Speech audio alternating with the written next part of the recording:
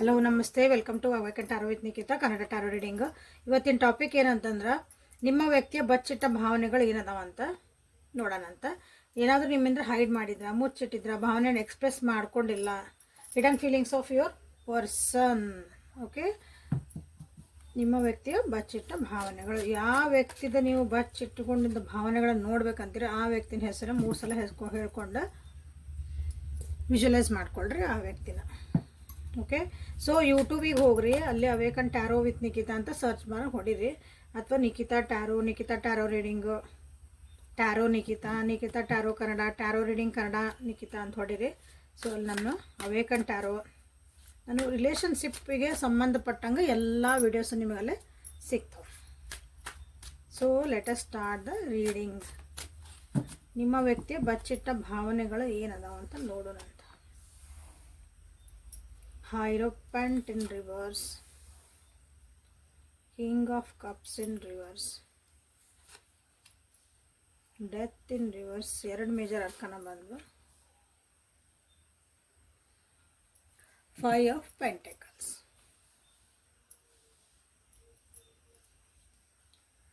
ನಿಮ್ಮ ವ್ಯಕ್ತಿ ನಿಮ್ಮ ಜೋಡಿ ಲೈಫ್ ಲಾಂಗ್ ಇರಬೇಕಂತ ಮಾಡಿದ್ರ, ಮದುವೆ ಆಗೋ ಒಂದು ಕಮಿಟ್ಮೆಂಟ್ ಒಳಗೆ ಇದ್ದರು ಫಸ್ಟಿಗೆ. ಬಟ್ ಅದು ಆಗಿಲ್ಲ. ಯಾಕಂದ್ರೆ ಸಮಾಜದ ಒಂದು ಕಟ್ಟಳೆಗಳು, ಅವ್ರದ್ದು ಒಂದು ರಿಲಿಜಿಯಸ್ ಫ್ಯಾಕ್ಟರ್ಸ್, ಅಂದ್ರೆ ನಮ್ಮ ಮನೆಯೊಳಗೆ ನಮ್ಮ ಸಂಪ್ರದಾಯ ಹಿಂಗೈತ್ರಿ, ನಮ್ಮ ರೂಲ್ಸು ರೆಗ್ಯುಲೇಷನ್ ಹಂಗದಾವು, ಪದ್ಧತಿಗಳು ಹಿಂಗದಾವು, ನಮ್ಮ ಮನೆಗೆ ಒಪ್ಪಂಗಿಲ್ಲ, ನಮ್ಮ ಸೊಸೈಟಿ ಕಮ್ಯುನಿಟಿ ಒಪ್ಪಲ್ಲ, ನಮ್ಮ ಮನೆ ಹಿರಿಯರು ಒಪ್ಪಲ್ಲ, ಅದಂತ ಒಂದು ಕಾರಣಗಳಿಂದ ಅದು ಆಗಿರ್ಲಿಕ್ಕಿಲ್ಲ. ಇದನ್ನು ನಿಮ್ಮಿಂದ ಮುಚ್ಚಿಟ್ಟಾರ ಅನಿಸುತ್ತೆ.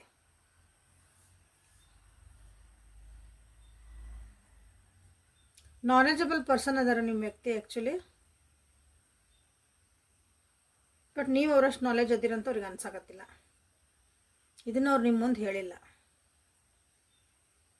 ಇಂಡಿಪೆಂಡೆಂಟ್ ಆಗಿ ನೀವು ಆ್ಯಕ್ಚುಲಿ ನಾಲೆಜಬಲ್ ಅದಿರಿ, ಇಲ್ಲ ಅನ್ನಂಗಿಲ್ಲ, ನೀವು ಇಂಡಿಪೆಂಡೆಂಟ್ ಅದಿರಿ, ಬಟ್ ಅವ್ರಿಗೆ ಹಂಗೆ ಅನ್ನಿಸ್ತೈತಿ. ಈ ರಿಲೇಷನ್ಶಿಪ್ ಒಳಗೆ ಅಥವಾ ನಿಮ್ಮಿಬ್ಬರ ಮಧ್ಯ ಒಂದು ಅನ್ಎಂಡಿಂಗ್ ಅಥವಾ ರಿಸಾಲ್ವ್ಡ್, ಅದು ಒಂದು ಮುಗಿಯದ ಕತೆ ಅಂತ ಹೇಳ್ಬೋದಲ್ಲ, ಆ ರೀತಿಯಾದಂಥ ಒಂದಿಷ್ಟು ಬೇಜಾರಾಗ ಸಂಗತಿಗಳು ನಡೆದಾವಿಲ್ಲಿ. ಅದನ್ನು ಮರೆಯೋಕೆ ಟ್ರೈ ಮಾಡೋಕೆ ಆಗಕತ್ತಿಲ್ಲ ನಿಮ್ಮ ವ್ಯಕ್ತಿಗೆ. ಅದು ನೆಗೆಟಿವ್ ಪ್ಯಾಟರ್ನ್ಸ್ ಅಂತ ಹೇಳ್ತೀವಲ್ಲ, ಪದೇ ಪದೇ ಅದೇ ರೀತಿ ಆಗಕತ್ತೈತಿ ಅಂತ ಅನಿಸುತ್ತೆ ಅವ್ರಿಗೆ. ಅವ್ರ ಜೀವನದಾಗ ಇರ್ಬೋದು, ನಿಮ್ಮ ಜೊತೆಗೂ ಅದೇ ಪ್ಯಾಟರ್ನ್ ನನ್ನ ಜೀವನದಾಗ ನಡೀತಾ ಐತಿ ಅಂತ ಅವರಿಗೆ ಅನ್ನಿಸ್ತಾ ಐತಿ. ಅದನ್ನು ನಿಮ್ಮ ಮುಂದೆ ಹೇಳಿಲ್ಲ. ಸೊ ಅದು ಬಚ್ಚಿಟ್ಟಿದ್ದ ಭಾವನೆ. ಚೇಂಜಸ್ಸನ್ನು ಎಕ್ಸೆಪ್ಟ್ ಮಾಡ್ಕೊಳಕ್ಕೆ ಆಗಕತ್ತಿಲ್ಲ ಅವರಿಗೆ. ಜೀವನದೊಳಗೆ ಕೆಲವೊಂದು ಚೇಂಜಸ್ ಬರ್ತಾವೆ, ನಮ್ಮ ಜೀವನದಾಗ ಕೆಲವೊಂದು ಟ್ರಾನ್ಸ್ಫಾರ್ಮೇಷನ್ ನಾವು ಮಾಡ್ಕೋಬೇಕಾಗ್ತೈತಿ. ಪರಿಸ್ಥಿತಿಗೆ ತಕ್ಕಂಗೆ ನಾವು ಕಲಿಬೇಕಾಗ್ತೈತಿ. ತಪ್ಪುಗಳಾಗಿರ್ತಾವೆ. ತಪ್ಪು ಅನ್ನೋದಕ್ಕಿಂತ ನಾವು ಡಿಸಿಷನ್ಸನ್ನು ತಪ್ಪು ಮಾಡಿರ್ತೀವಿ, ಅದರಿಂದ ನಾವು ಪಾಠಗಳನ್ನ ಕಲಿಬೇಕು. ಅದು ಕಲ್ತಿಲ್ಲ ನಿಮ್ಮ ವ್ಯಕ್ತಿ. ಓಕೆ, ಅದು ನಿಮಗೂ ಗೊತ್ತಿರ್ಬೋದು, ಬಟ್ ಅದನ್ನು ಅವರು ಒಪ್ಕೊಳಕ್ಕೆ ತಯಾರಿಲ್ಲ.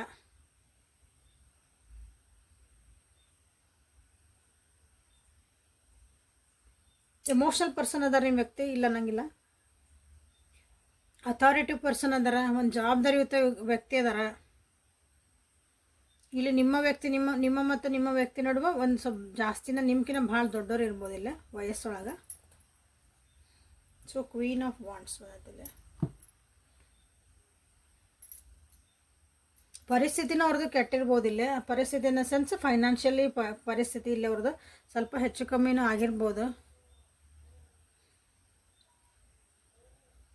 ಅದನ್ನು ಅವರು ಹೇಳ್ಕೊಂಡಿಲ್ಲ ನಿಮ್ಮ ಮುಂದೆ. ಚೆನ್ನಾಗಿದ್ದಂಥ ವ್ಯಕ್ತಿ ಈಗ ಒಂದು ಸ್ವಲ್ಪ ಕಷ್ಟನ ಬಂದಿರ್ಬೋದು ಜೀವನದಾಗ.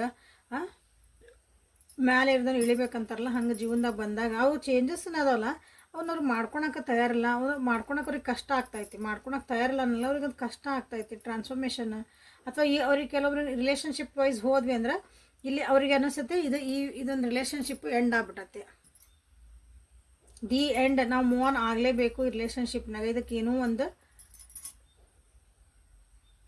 ಡಿಸಿಷನ್ ಮಾಡ್ಕೊಳಕ್ಕಾಯ್ತು ಅಥವಾ ಇದಕ್ಕೊಂದು ಇನ್ನೊಂದು ಮಸ್ಟ್ ರೀಸ್ಟಾರ್ಟ್ ಮಾಡ್ಕೊಳಕ್ಕಾಯ್ತು ಏನೋ ಇಲ್ಲಿ ಉಳಿದಿಲ್ಲ ಅಂತ ನಿಮ್ಮ ವ್ಯಕ್ತಿಗೆ ಅನ್ನಿಸ್ತತಿ. ಹಂಗಂದು ಅವ್ರು ನಿಮ್ಮನ್ನು ಇಷ್ಟಪಡಲ್ಲ ಅಂತೆಲ್ಲ ಭಾಳ ಇಷ್ಟಪಡ್ತಾರೆ. ಎಮೋಷ್ನಲಿ ಪರ್ಸನ್ ಅದ, ಬಟ್ ಆ ಎಮೋಷನನ್ನು ಅವ್ರು ಎಕ್ಸ್ಪ್ರೆಸ್ ಮಾಡಿಲ್ಲ, ಅದನ್ನು ಬಚ್ಚಿಟ್ಟಾರಿಲ್ಲ.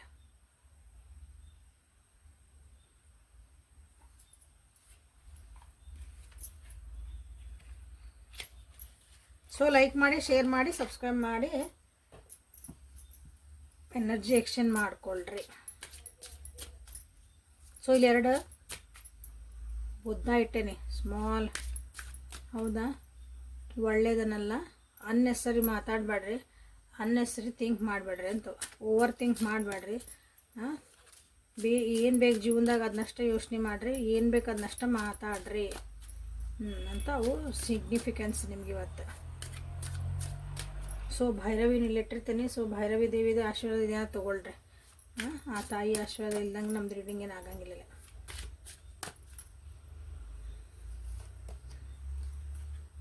ಸೊ ಎಮೋಷ್ನಲಿ ನೋಡೋಣ ಈ ಡೆಕ್ಕಿಂದ ಏನು ಬರ್ತದೆ ಅಂತ. ಕೋ ಡಿಪೆಂಡೆನ್ಸ್ ಹೇಳಿಲ್ಲ, ನೀವು ಇಂಡಿಪೆಂಡೆಂಟ್ ಅದಿರಿ, ಬಟ್ ಅವ್ರಿಗೆ ಅನಿಸ್ತತಿ ಭಾಳ ನೀವು ಅವ್ರಿಗೆ ಅಡಿಕ್ಟ್ ಆಗಿಬಿಟ್ರಿ ಅಂತ ಅವ್ರು ಅನ್ಕೊತಾರೆ.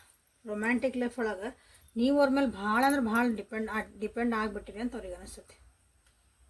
ಅಡಿಕ್ಷನ್ ಆಗಿಬಿಟ್ರಿ ನೀವು, ಅವ್ರಿಲ್ದಂಗೆ ನೀವು ಜೀವನನೇ ಇಲ್ಲ ಅಂತ ಹಂಗೆ ಆಗ್ಬಿಟ್ಟಿರಿ ಅಂತ ಅವ್ರಿಗೆ ಅನ್ನಿಸ್ತತಿಲ್ಲ. ಮತ್ತೆ ಹೇಳಿದೆ ನಿಮ್ಮ ಮೇಲೆ ಪ್ರೀತಿ ಅದಾರ, ನೀವಂದ್ರೆ ಇಷ್ಟ ಹಾಕಿರಿ. So you are lovable. Okay, ನೀವು ಪ್ರೀತಿ ಮಾಡೋಕ್ಕಂದ್ರೆ ಅಂಥ ಅರ್ಹತೆಗಳು, ಗುಣಗಳು ಅವ್ರಿಗೇನು ಬೇಕು ಅದಾವಿಲ್ಲ. ಬಟ್ ಅಲ್ಲೇನು ಅನಿಸುತ್ತಂದ್ರೆ ಭಯನೂ ಇರ್ಬೋದು ಇಲ್ಲಿ ಕೆಲವೊಬ್ಬರಿಗೆ. ಯಾಕಂದ್ರೆ ಅಡಿಕ್ಷನ್ ಆಕತಿಂದಾಗ ಒಬ್ಬರನ್ನ ಪ್ರೀತಿ ಮಾಡೋದು, ಒಬ್ರು ನಮ್ಗೆ ಅವ್ರ ಜೀವನ ಭಾಳ ಹಚ್ಕೊತೇವೆ ಅದೆಲ್ಲಿ ನಮ್ಮನ್ನು ಒಂದು ಇದ್ರಾಗ ಕೂಡ ಹಾಕ್ಬಿಡ್ತತನ, ನಮ್ಮ ಫ್ರೀಡಮನ್ನು ಕಸ್ಕೊಂಡ್ಬಿಡ್ತತನ ಅನ್ನೋದೊಂದು ಇಲ್ಲಿ ಭಯ ನಿಮ್ಮ ವ್ಯಕ್ತಿಗೆ ಕಾಡ್ತೈತಿ. ಅದನ್ನು ನಾವು ಹೇಳ್ಕೊಂಡಿಲ್ಲ ನಿಮ್ಗೆ, ಇಂಥ ಬಚ್ಚಿಟ್ಟ ಭಾವನೆ. ಎಂಗೇಜ್ಮೆಂಟ್.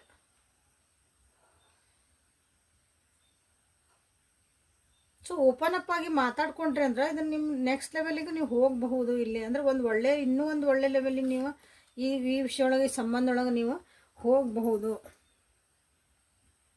ಅಲ್ಲಿ ಬಂದಿತ್ತು ಹೈರೋಪೆಂಟ್ ಕಾರ್ಡ್ ಬಂದಿತ್ತು, ಇಲ್ಲಿ ಬಂದಿತ್ತು ಎಂಗೇಜ್ಮೆಂಟ್ ಕಾರ್ಡ್. ಇಲ್ಲಿ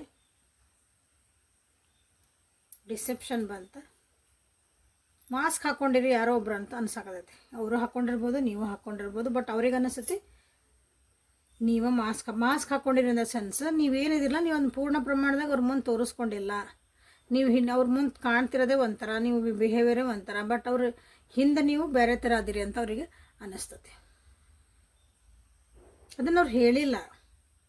ಅದನ್ನು ನೀವು ತಿಳ್ಕೊಬೋದು. ಹೆಂಗೆ ತಿಳ್ಕೊಬೋದು ಅಂದ್ರೆ ಅವ್ರು ಮಾತಾಡೋ ರೀತಿ ಒಳಗೆ, ಅವ್ರು ನಿಮ್ಮ ಜೊತೆ ಎಷ್ಟು ಕಾಂಟ್ಯಾಕ್ಟ್ ಆಗಿರ್ತಾರೆ, ಅಂದರೆ ಎಷ್ಟು ಸಲ ನಿಮ್ಮನ್ನು ನಂಬಿದ್ರು ಎಲ್ಲ ಮಾಡಿದ್ರು ಅಂತಂದ್ರೆ ನೀವು ಅಟ್ಲೀಸ್ಟ್ ದಿನಕ್ಕೆ ಒಮ್ಮೆರ ಮಾತಾಡಿಸ್ತಾರೆ, ಅವರಾಗಿ ಮಾತಾಡಿಸ್ತಾರೆ. ನಿಮ್ಮ ಟ್ರಸ್ಟ್ ಇತ್ತು, ನಿಮ್ಮ ಮೇಲೆ ನಿಜವಾಗ್ಲೂ ಪ್ರೀತಿ ಇತ್ತು ಅಂದ್ರೆ. ಅವ್ರಿಗೆ ಅಲ್ಲಿ ಡೌಟ್ಸ್ ಇದ್ವು ಅಂದ್ರೆ ಅವರಿಗೆ ನೀವಾಗಿ ಏನಾರ ಮಾತಾಡ್ತಿರೋ, ನೀವಾಗಿ ಏನು ಓಪನ್ ಅಪ್ ಆಗಿ ಎಲ್ಲ ಹೇಳ್ತಿರೋ, ಆ ರೀತಿ ಏನಾದರೂ ಒಂದಿಷ್ಟು ಅವ್ರ ಕಡೆಯಿಂದ ನೀವು ಗೆಸ್ಟರ್ಸ್ ಅಥವಾ ಅವ್ರ ಕಡೆಯಿಂದ ಒಂದಿಷ್ಟು ಅವ್ರ ಮಾತುಕತೆ ಒಳಗೆ ನೀವು ಕಂಡು ಹಿಡ್ಕೋಬಹುದು. ನೋಡ್ರಿ, ಇದನ್ನು ಟೆಸ್ಟ್ ಮಾಡ್ಕೊಳ್ರಿ. ಓಕೆ, ಎಂಗೇಜ್ಮೆಂಟ್, ಡಿಸರ್ವ್ ಲವ್, ಇದನ್ನು ನೀವಿಲ್ಲೇ ಕ್ಲೇಮ್ ಮಾಡ್ಕೊಳ್ರಿ. ಓಕೆ, ವರ್ತ್ ವೇಟಿಂಗ್ ಫಾರ್ ಅಂತ ಬಂದೈತಿ. ಸೊ ಒಂದು ಡಿವೈನ್ ಟೈಮಿಂಗು ಮೊನ್ನೆ ಇದ್ರಾಗೂ ಬಂದಿತ್ತಿದೆ. ಅದೊಂದು ರೀಡಿಂಗ್ ಸೇಮ್ ರಿಪೀಟೆಡ್ಲಿ ಎನರ್ಜಿ ಬಂದಾವ ಅಂದ್ರೆ ಏನೋ ಹೇಳ್ತದ ಅಂತ ನಿಮ್ಮ ಜೀವನಕ್ಕೆ. ಸೊ ಇಲ್ಲಿ ಡಿವೈನ್ ಟೈಮಿಂಗು ನಡೀತಾ ಐತಿ ನಿಮ್ಮ ಜೀವನದಲ್ಲಿ. ನೋಡ್ರಿ, ಅಂದರೆ ದೇವರ ಆಟ. ನಾವೇನೋ ಅಂದ್ಕೊಂಡಿರ್ತೀವಿ, ಅದೇನೋ ಆಗಿರ್ತೈತಿ. ಸೊ ಬಿಗ್ ಬಾಸ್ ಎಲ್ಲರೂ ನೋಡ್ತಿದ್ದೀರಲ್ಲ, ದೇವರ ಆಟ ಬಿಗ್ ಬಾಸ್ ಅನ್ನೋರಲ್ಲಿ ಒಂದು ಯಾರು ನೋಡಂಗಿಲ್ಲ ಅಂತ ಹೆಂಗೆ ಬೇಕಾದ್ರೆ ಹಂಗೆ ಬಿಹೇವ್ ಮಾಡ್ತಿರ್ತಾರಲ್ಲ ಒಬ್ರು. ದೇವ್ರ ಪ್ರತ್ಯಕ್ಷ ಆಗಿ ಬಂದಾಗ ಒಂಥರ ಮಾಡ್ತಾರೆ. ಸೊ ಜೀವನ ಹಂಗೆ ಆಗ್ಬಾರ್ದು. ಇದು ಕಾಲ್ ಡಿಸೆಪ್ಷನ್. ಮಾಸ್ಕ್ ಹಾಕ್ಕೊಂಡು ಜೀವನ ಮಾಡೋದು ಅಂತ. ಒಂದು ನಿಮಿಷ ಏನಾದವು